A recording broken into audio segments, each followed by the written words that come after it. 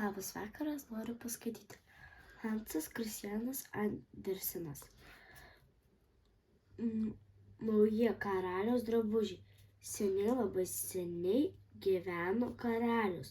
Jis labai mėgo puoštis drabužiams. Visus savo pinigus išleisdavo. Jis nesirūpino kareiviais.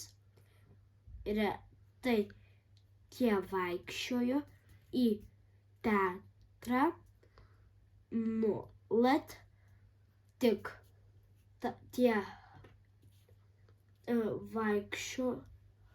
važinėjosi po miestą, kad visi matytų, kaip jis gražiai apsitaisęs.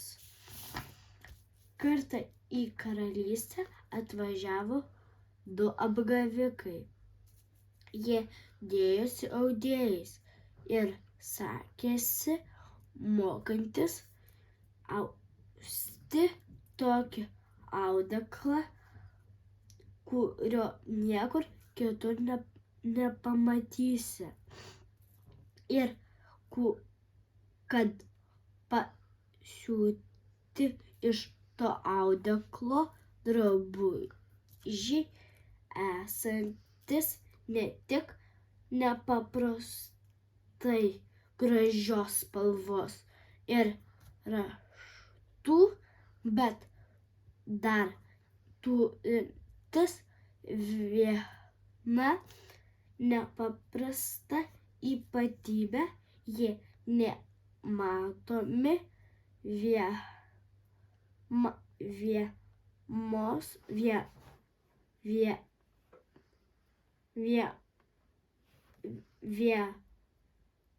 tiems žmonėms, kurie neverti jų turimos vietos arba per daug kvaili. Gerai, dabar atsakysim į klausimus. Gerai. Koks buvo karalius? Jis labai mėgo puoštis drabužius ir nesirūpino kareiviais. Tai karalius buvo koks? Ir ką jis mėgo? Jis buvo blogas. Kodėl jis buvo? Todėl jis nesirūpino kareiviais. Taip, o ką jis mėgo? Jis mėgo labai puošti drabužiams. Ką daryti? Puošti drabužiams. Puoštis gal? Taip, puoštis drabužiams. Kas atvažiavo į karalystę ir ką atvykėliai sakėsi mokantis? Atvažiavo 2 apgavikai ir kas? Ir ką jie sakėsi mokantis daryti? Austi. Ką? Audeklo. Nuspėk, ko galėjo įsigeisti karalius, ko galėjo jisai norėti? Jis norėjo drabužių. Drabužius norėjo. Supratau. Ate.